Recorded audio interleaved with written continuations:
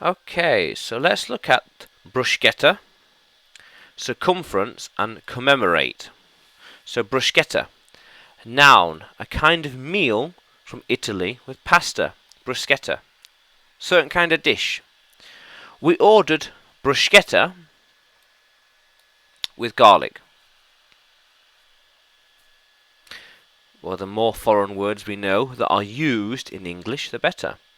We can articulate a desire and a knowledge of cuisine better. Bruschetta, meal from Italy with pasta. Nice. Now, circumference, noun, the edge of something, whether a shape or an area.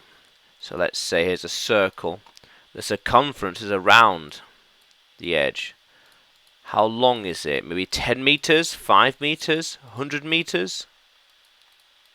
Yeah, maybe it's 5 meters. Let's change that. Let's do it this way. 5 meters perhaps? 5 meters around? 5 meters, possibly? Yeah, depends. So you need to travel around the circumference of the field. So here's the field. For example. You need to travel around the circumference. Around the edge. The edge. How cool is that? And, oh, did we move something then? Hold on. There we are. That's better. That's better.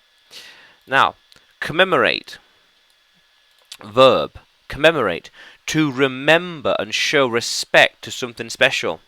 To remember. This thing. 1 year ago, 2 years ago, 10 years ago. Today, we commemorate the heroes. We remember something special from the past. Something special that happened in the past. We commemorate. We commemorate the event, commemorate the people, commemorate the results, commemorate the game, for example. The World Cup, for example. How cool is that? Yeah. How cool is that? So bruschetta, circumference, and commemorate. How cool is that, language explorers? Let's keep exploring.